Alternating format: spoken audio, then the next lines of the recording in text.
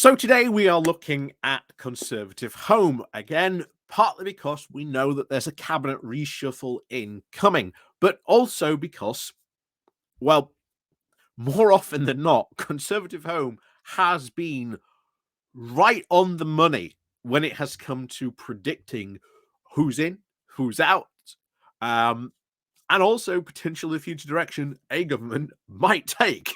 So, whereas they have been certainly, I would say, a lot closer to predicting these types of reshuffles as to who the big winners and losers are going to be, it becomes pretty interesting when you think about where this might lead to.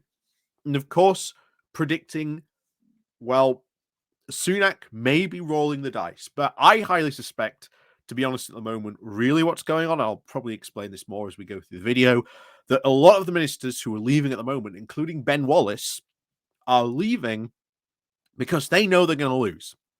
And they know if they remain in position, then they almost have a 2-year wait period and have to go through the Ministerial Approvement Committee, ACAB, I think it is, or at least I think that's the acronym is called, where they have to sort of go, hey, I want to get this job.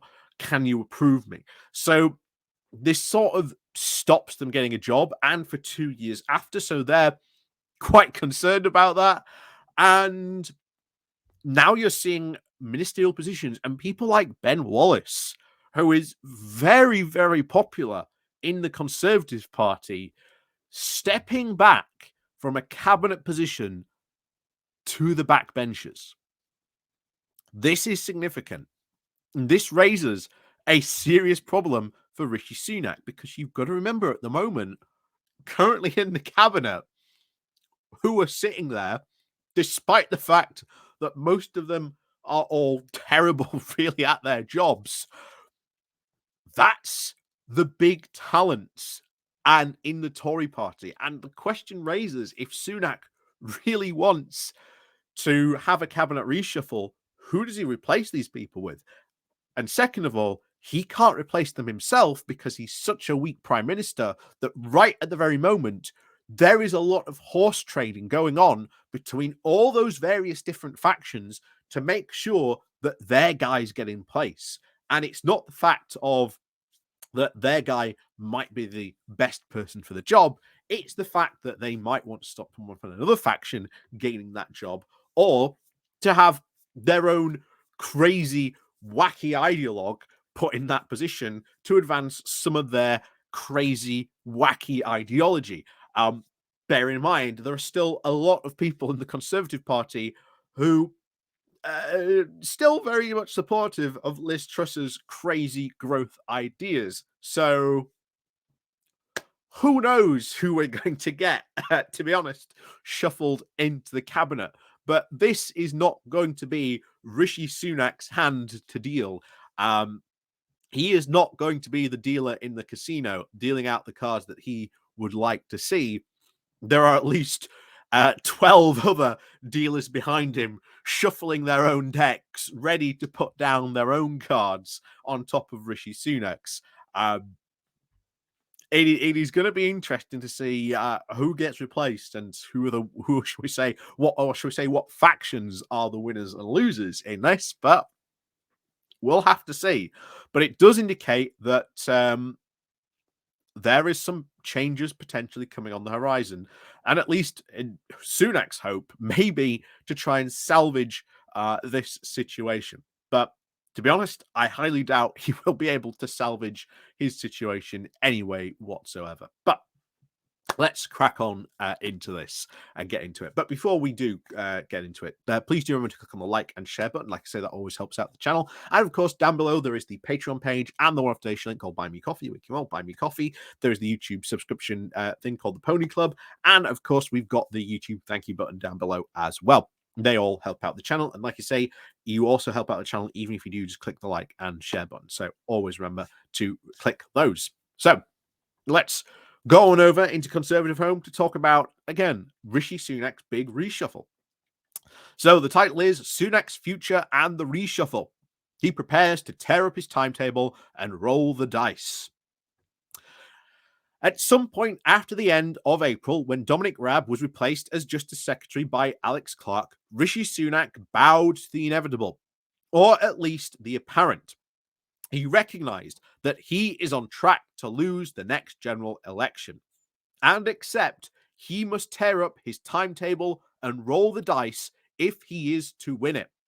A riskier cabinet reshuffle than the mini charge we saw with Chalk's appointment in part is part of that gamble.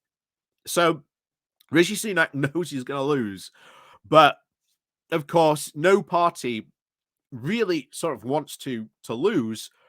But Rishi Sunak seems to be preparing, if this is true, that he is going to go in for a massive gamble at the potentially next general election. But I think as we've seen before, the climate in the Conservative Party is we've lost, and we are resigning to the fact that we have already lost. So there is going to be, I think, very, very little enthusiasm from many of these Conservative MPs about even campaigning in the upcoming general election.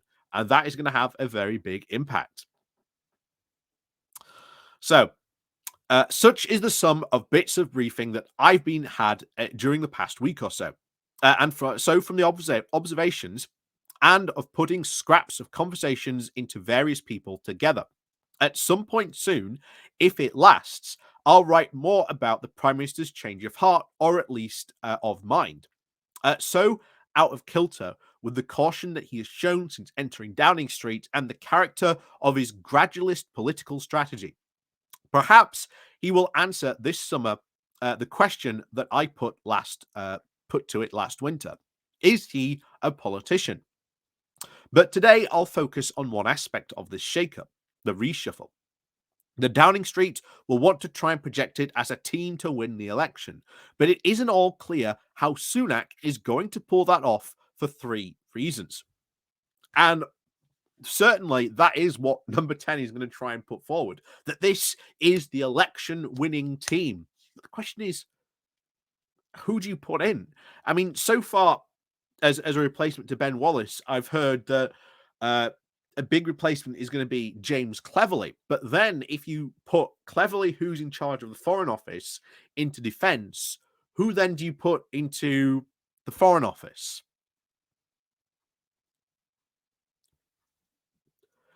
And bear in mind, there are a lot of people in the Tory party who we know are stepping down, who have said they are not going to be MPs at the next election. They are not going to stand as MPs at the next election because they know how bad their chances are.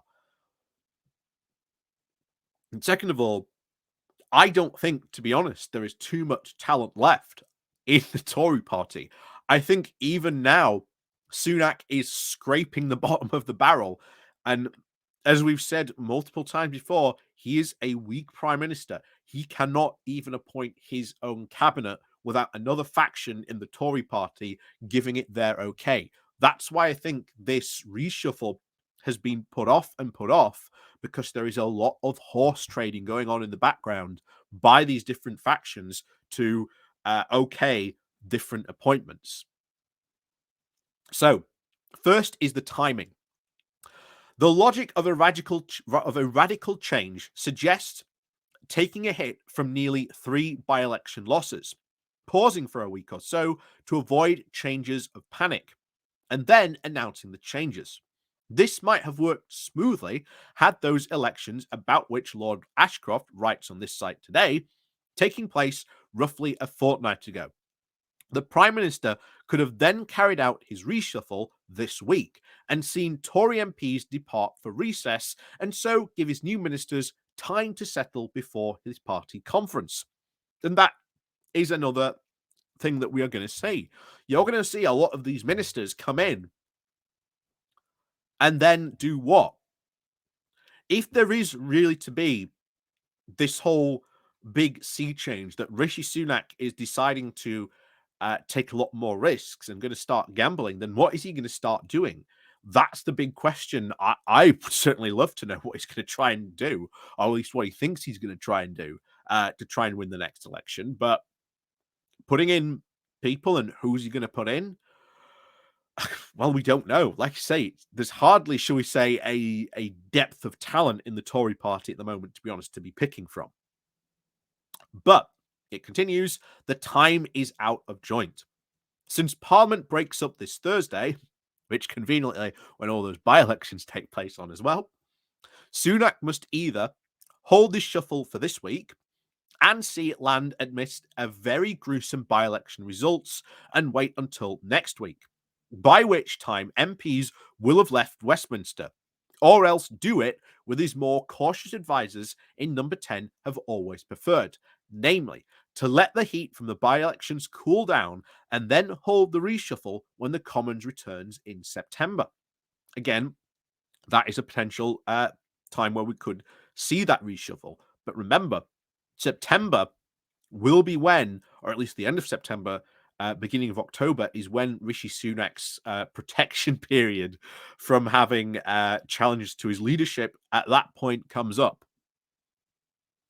So we might see Sunak come out of a very, very bad conference and go straight into a panicking Tory party where they've all come back and, as it said at the beginning of there, try to avoid a panicked reshuffle and eventually just have to take part in somewhat of a very panicked reshuffle.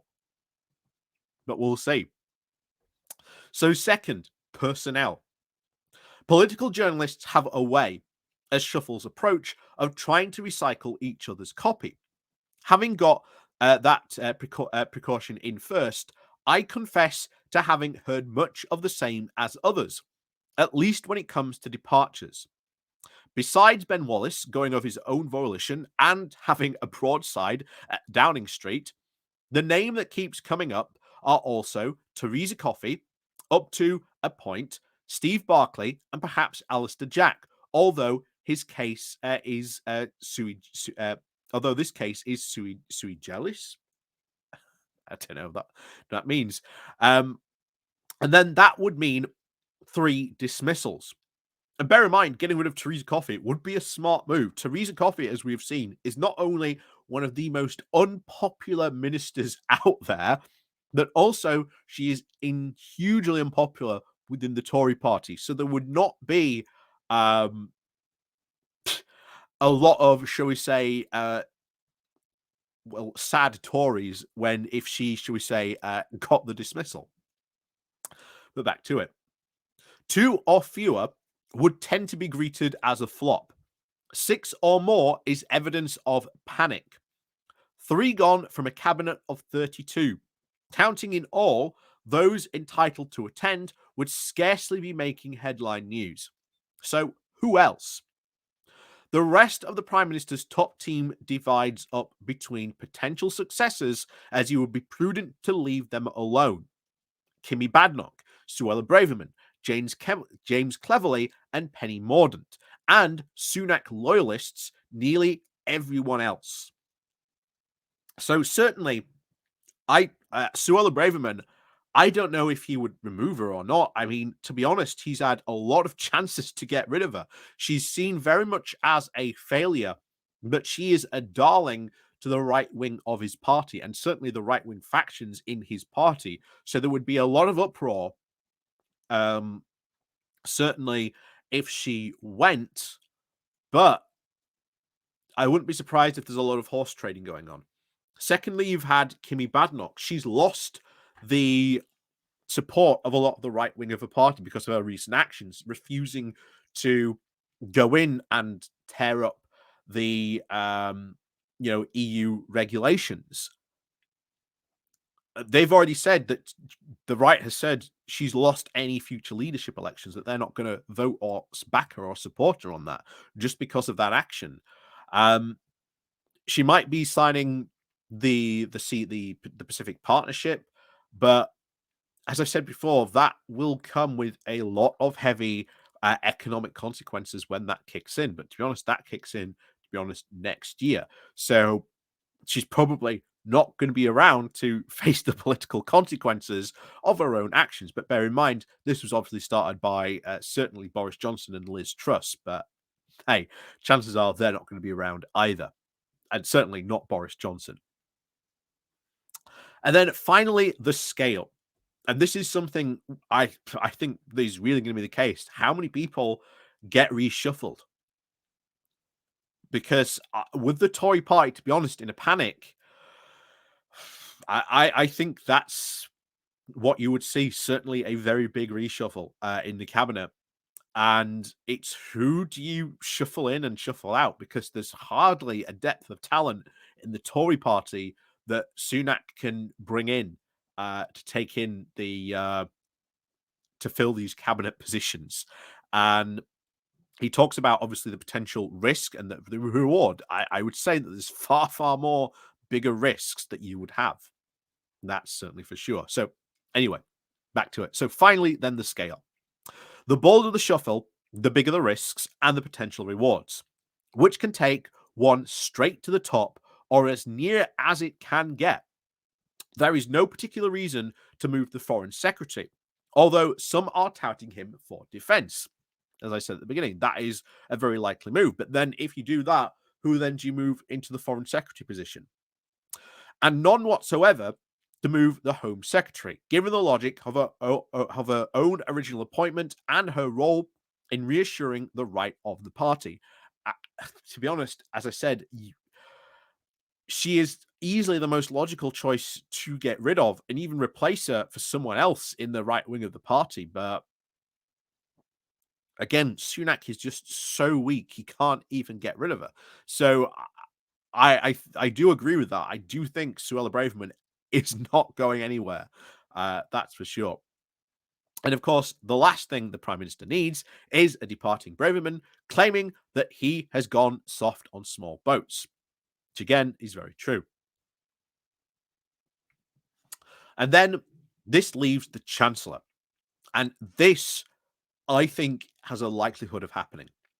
For a long time, there are a lot of people on the right wing and a lot of other Tories who want to get rid of Jeremy Hunt. They are not happy with him as Chancellor. So it would not surprise me if Jeremy Hunt, well, got the sack. It really would not surprise me. And that would not be because Rishi Sunak wanted to get rid of him. It would be because Rishi Sunak, being a weak prime minister, has been facing a lot of pressure to get rid of him. And then it's the question of who do you put in? Who is competent enough or decent enough to see through the UK at a time of drastic economic downturns, rising inflation, and even stagflation? Who out there in the Tory party could he put in that could try and help that situation? To be honest, there's no one. There really is no one who, to be honest, I think has the talent to deal with this. But back to it. So then that leaves the Chancellor. And as William Atkinson has written on this site, the sum of the government economic policy is that if it isn't hurting, it isn't wrong. And again, I would disagree that the government's economic policy, quote, isn't hurting. It's hurting thousands of people because Rishi Sunak and Jeremy Hunt are doing nothing on inflation. They're doing nothing. Their whole strategy is to do nothing. But there are a lot of still free market fundamentalists in the vein of and the flavor of Liz Truss who would love to pull out some crazy free market economist fundamentalist policies, which could do all kinds of crazy nonsense. I mean, like I say, there's some people out there who, to be honest, would make Liz Truss's mini budget look competent by comparison. And that's the danger. That's the danger we face. So, in the case for keeping Jeremy Hunt, it is that it would hurt just as much under as any other chancellor, and that there is no point introducing a new one, a smiling face, to front the same grim policy.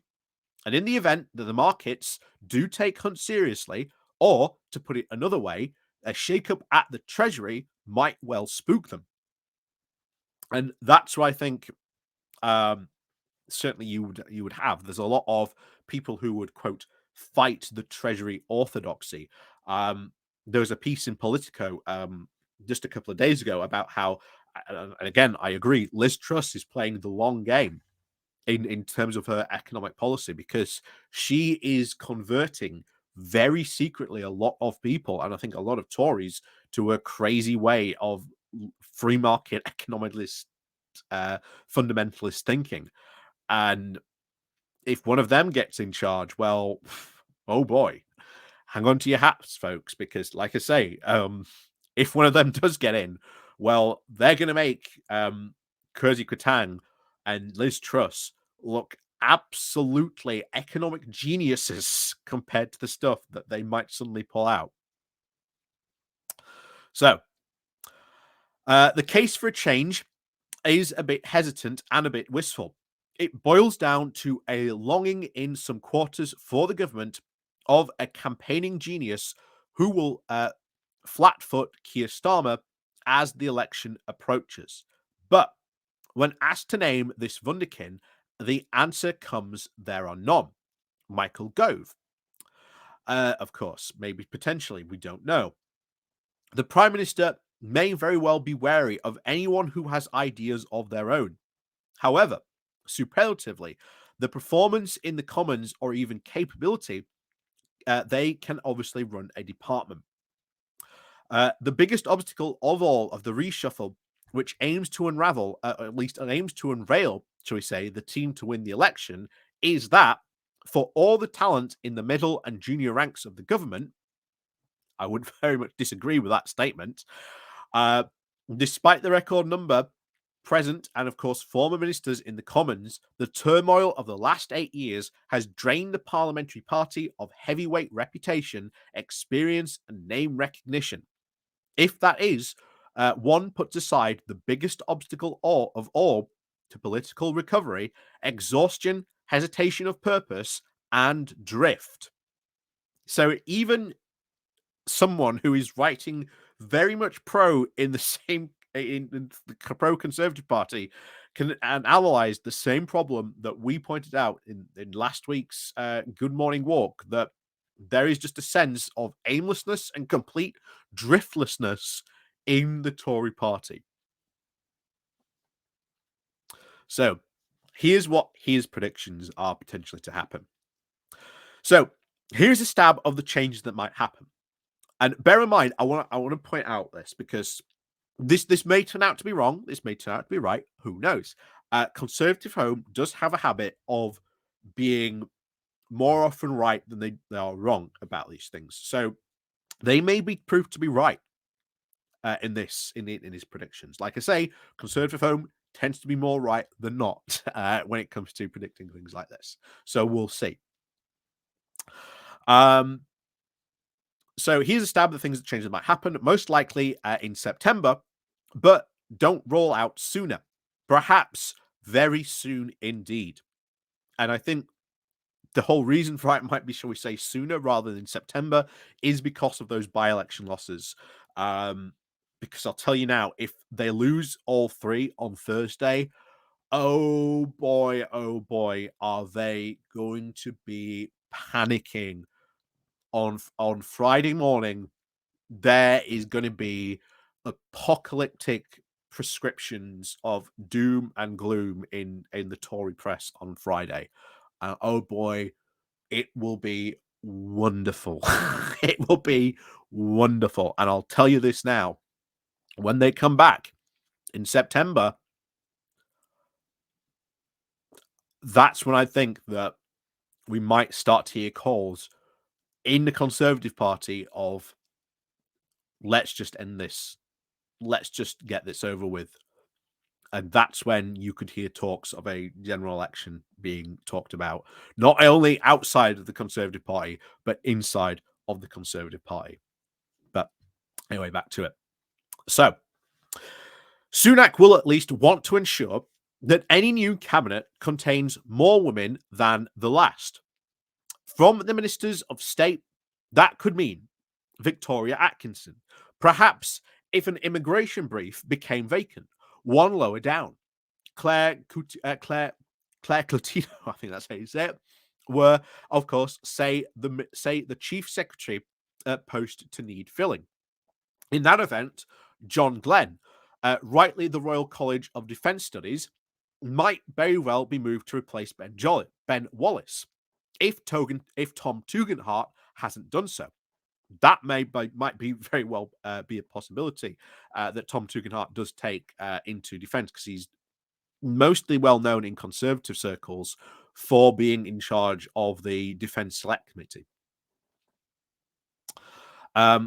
Were the Prime Minister's, of course, change of appearance to encompass a confrontational approach to the woke and a ruthless one to the European Court of Human Rights, I could imagine a medley of move encompassing Gillian Keegan, Michael Mdolan, Lucy Frazier, and the departments, plus climate change. Victoria Pennis might replace Coffey, and even Michael Ennis to succeed her. And that would be a very, very right-wing move. And I've said this before, I worry that out of desperation to try and win the next general election, Rishi Sunak is going to make it all about immigration. And that his balm for solving all the UK's problems, just as we saw during Brexit, that the balm for this is going to be, oh yes, we leave the EU and all our problems will be solved. Well, guess what? We leave the European Court of Human Rights, all our problems are solved. And I worry that that is what the right wing of the party is going to force him into.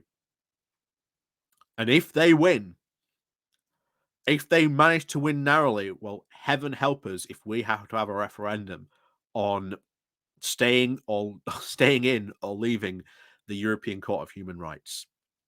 It is going to be a disaster if we leave that, because not only will this affect a ton of international treaties, this will also affect things like the Good Friday Agreement, but it will also reflect our withdrawal agreement with the EU. So there will be massive consequences if that were to happen. So let's continue. So if Sunak is in a full, quote, bring backery mode, which, to be honest, I doubt he will, because, like I said, there are a lot of senior Conservative MPs leaving the cabinet because they don't want to be in the cabinet, because, like I say, they have to go through the whole application process and wait 2 years if they want a job, potentially. So there's a lot of people who don't want that. So if he is in a full bring backery mode, don't be surprised by the return of Liam Fox, who just missed out last time around. And were Barclay to leave health, it might get Grant Shapps, Gove, or Robert Jenrick. Jeremy Quinn could be another runner for Chief Secretary, with Alex Bernhardt moving up to replace him in the Cabinet Office. The most plausible recruit from the Cabinet from Camp Truss would be Simon Clarke. The appointments above, many will be wide off the mark, but expect to see some of the new names in lights, and keep an eye out for other women ministers who backed the Prime Minister in the leadership election, such as Helen Wheatley, Laura Trout, and Anne-Marie Trevelyan also might be punted. There are also gaps on the scales of what Sunak needs to do. If he sees through this change of plan and the personnel available to him, he will have the period between the by-election results on late Thursday and the opening of the Conservative conference in October to put it into effect. That looks like his last chance to get a new hearing, unless unknowns or the unknown ones intervene, if the moment has not already passed. And to be honest, the public perception real of the Tory party is that moment has already passed. Sunak has been weighed and found imminently wanting, as has the rest of the Conservative Party. The public, to be honest, is fed up of them. Even if Sunak were to try and roll out some brand new policy proposals, I don't think, to be honest, even the general public would go for it. You're seeing a massive farmer rebellion currently take place, and to be honest, bringing Grant Shapps back in, um, who I've said before is the man leading on these farmers' rebellions in the Commons, putting him to a cabinet position.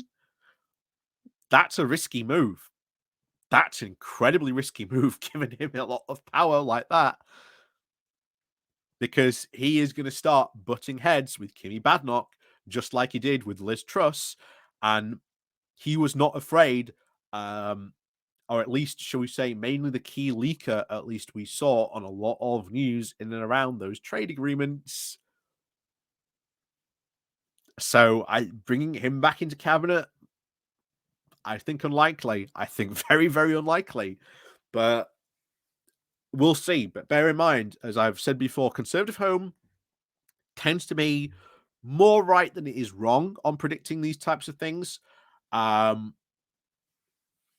But you are seeing, and I think the worst case scenario would be that right wing takeover, certainly in the European Court of Human Rights area, and of course in the environment area as well, because that means the Net Zero Scrutiny Group gains massive power over deciding green policies or ditching, which, well, they're going to do, ditching many of the green policies that the Tories have been onto. And of course, you're going to get a lot more tough talk on the European Court of Human Rights. And then, of course, well, as even we've said before, the European Court has said even if Sunak, or at the time as Boris Johnson, even talked about it, or was even talking about giving it serious consideration, there would be immediate repercussions. So I don't know what's going to happen, but I think there might be a reshuffle sooner rather than later. I think that might be a possibility. If not, potentially it might happen in September. But we'll see what happens.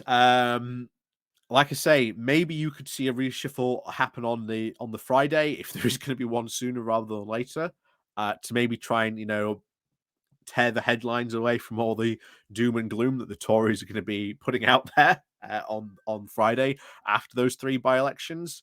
But we'll see. We'll see what happens. Like I say, this is all as it is when you're looking at sort of political predictions. It is very sort of Mystic Meg sort of gazing. But as I've said in the past, Conservative Home, when it comes to predicting these types of things, especially in the Conservative Party, tends to get it more right often than not. So we'll see what happens. But oh boy, oh boy, oh boy, Friday morning going to be interesting. Going to be very interesting, that's for certain. But as always, thank you very much for watching. And of course, as always, we'll see you all next time.